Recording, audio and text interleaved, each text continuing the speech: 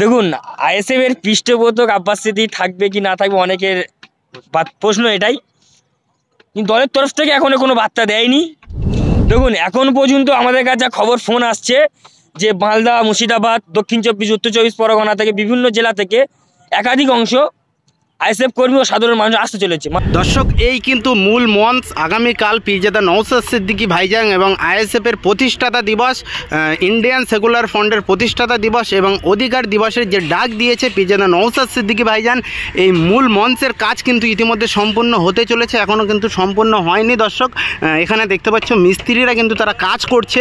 আগামীকাল কিন্তু যে ঐতিহাসিক যে অধিকার সমাবেশ হতে চলেছে, আর এই সেই কিন্তু শহীদ মিনারের এই মাঠে কিন্তু আগামীকাল কিন্তু হাজার হাজার মানুষ আসবে, হাজার হাজার মানুষ এসে কিন্তু এই মাঠে জমায়েত করবে, এমনটাই কিন্তু এখানকার যে আইএসএফ নেতৃত্ব আছে তেনারা কিন্তু বলছে। সরাসরি আমরা শুনে নেওয়ার চেষ্টা করব সে আইএসএফ নেতৃত্ব আমাদের কি বলে ক্যামেরার সম্মুখে হয়ে। আগামীকাল যে আইএসএফের প্রতিষ্ঠাতা দিবস উপলক্ষে যে ডাক দিয়েছে পীরজাদা নওশাদ সিদ্দিকী ভাইজান, কি বলবেন এই বিষয়ে? দেখুন, আমাদের 21শে জানুয়ারি ৫মতম প্রতিষ্ঠা দিবস এবং অধিকার সমাবেশ, আমাদের মেন লক্ষ্য হচ্ছে নওশাদ সিদ্দিকী ভাইজানের যে মানুষের ঐক্য, মানুষের যে অধিকার রাজ্য সরকার বা কেন্দ্র সরকার দিচ্ছে না, তা সাধারণ মানুষের ডাক দিয়েছেন অধিকার সমাবেশে যে নিজেদের অধিকার নিজেরা ছিনিয়ে নাও। তাই কালকের 21শে জানুয়ারি আমাদের দলের প্রতিষ্ঠা দিবস, তার সাথে সাথে দলের তরফ থেকে বা রাজ্যের চেয়ারম্যান তথা ভাঙড় বিধানসভার বিধায়ক পীরজাদা নওশাদ সিদ্দিকী চিন্তা ভাবনা করেছে এটাই, যে শুধু দলের জন্য কিছু করলে হবে না, আমার মানুষের নিয়ে রাজনীতি, মানুষের কণ্ঠ আমার রাজনীতি। তাই তিনি তার চিন্তা ভাবনাতে এই সমাবেশ ডেকেছেন। এই যে শহীদ মিনার মাঠে এত বড় একটা প্রোগ্রাম হতে চলেছে, ইতিমধ্যে আমরা দেখেছি শাসক দলের বাধার সম্মুখীন হয়েছে, এই নিয়ে আবার হাইকোর্টে মামলা করেছে। দেখুন, শুধু শহীদ মিনার বলে নয়, প্রত্যেকটা জায়গায় যখন ইন্ডিয়ান সেকুলার ফ্রন্টের চেয়ারম্যান কোনো জায়গায় যায়, শাসক দলের নেতা বা কেন্দ্র শাসক বা রাজ্য শাসক উভয়ে কিন্তু বাধা দেওয়ার চেষ্টা করে। তো সেই বাধা উপেক্ষা করে আমরা কিন্তু এই শহীদ মিনারে এত বড় প্রোগ্রাম, নওশাদ সিদ্দিকী ভাইজান নিজে প্রতিনিয়ত আসছেন, খবর নিচ্ছেন, বা আমাদের এখানে থাকতে বলেছে, আমরা রয়েছি। যত বাধা আসবে তত কিন্তু আমাদের সাহস বাড়বে।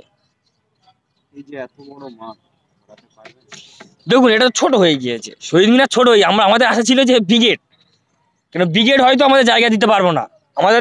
তাই যারা আসবেন গতকাল, আমার চিন্তা ভাবনা এটাই যে এই ছোট মাঠে এত লোক থাকবে কোথায়, এই চিন্তা ভাবনা প্রথম চেয়ারম্যান সাহেবও বলেছিল যে যদি আমাদের কোনো বড় জায়গায় দিত ভালো, কেন এটা ইতিহাস হতে চলেছে কালকে। আগামীকাল যে এই প্রোগ্রাম, কত মানুষ হবে বলে মনে করছেন আপনাদের পক্ষ থেকে? দেখুন, আমাদের দলের তরফ থেকে প্রচুর টার্গেট করা হচ্ছে, প্রায় 1 লাখের অধিক মানুষ এখানে আসবে কালকের। যদি না কোনো জায়গায় বাধার সম্মুখীন হয়, বাধা হলে সেটা শাসক দলের তরফ থেকে বাধা দেবে। আমরা আশা রাখবো প্রশাসনের কাছে যে গতকাল আমাদের যে 21শে জানুয়ারি প্রোগ্রাম রয়েছে, প্রশাসন সহযোগিতা করবে, এটা আমার আশা আছে। তারপরেও আমাদের একটা টার্গেট যে 1 লাখের অধিক লোক হবে। আমরা দেখেছি যে এই প্রতিষ্ঠাতা দিবসে আসার সময় অনেক জায়গায় মানুষকে আটকানো হয়েছে, বিশেষ করে ভাঙড়ে একটা ভালো ঝামেলা হয়েছিল, এবারটা কি মনে করছেন?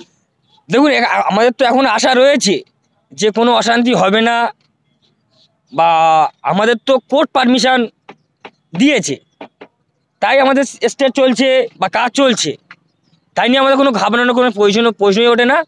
বা আমাদের দীর্ঘ বিশ্বাস রয়েছে, আইনের প্রতি আমাদের শ্রদ্ধা রয়েছে, যে আইন আদালত বলে একটা জিনিস রয়েছে, শুধু কেউ বেআইনিভাবে কাজ করবে আর পুলিশ প্রশাসন মেনে নেবে, এটা হয় না।